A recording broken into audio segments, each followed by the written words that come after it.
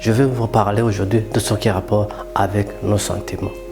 On a tendance chaque fois à se dire que le problème vient de l'extérieur. Oui, bien sûr, il y a certaines choses qu'on ne maîtrise pas qui viennent de l'extérieur, de la société, de notre environnement, là où nous nous trouvons. Mais je vous donne un exemple, on n'a aucun pouvoir, aucune manière de modifier la configuration de notre société, de notre culture. Mais par rapport à ce qui se passe à l'intérieur de nous, là on a un levier, on a une marge de manœuvre à ce que, au lieu de prendre notre énergie sur quelque chose qu'on ne peut pas modifier, qu'on ne peut pas changer, il y a moyen de changer sur quelque chose dont on a le pouvoir, dont on a un levier, on a une marge de manœuvre. Ça, c'est ce qui se passe à l'intérieur. Mais comment nous allons changer ce qui se passe à l'intérieur? Il va de changer ce qui se passe à l'intérieur de nous-mêmes en ajustant nos sentiments, nos émotions. Parce que nous vivons dans une société où la société nous oblige à nous fondre dans le monde.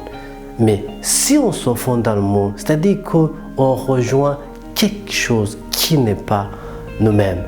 Mais garder ce qui est en nous, avoir le courage de garder notre singularité, notre unicité, fait que nos sentiments sont respectés. Et si nous respectons nos sentiments par rapport à ce qui se passe à l'intérieur, nous allons impacter notre société, nous allons impacter notre environnement. Parce que nous avons tendance à ce qu'on prenne des décisions pour satisfaire la famille et nos proches, alors que notre intérieur souffre le martyre.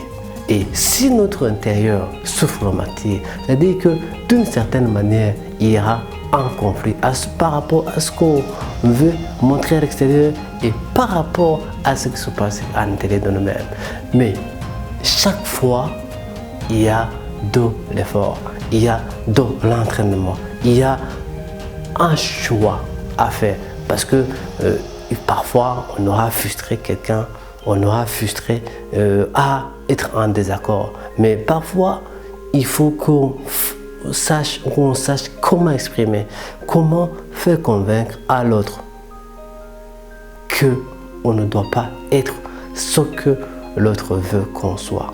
Mais plutôt d'accepter notre différence comme nous-mêmes nous acceptons la différence sur ce qui se passe dans notre environnement, dans notre société, là où nous vivons. Je vous dis à très bientôt dans une nouvelle vidéo.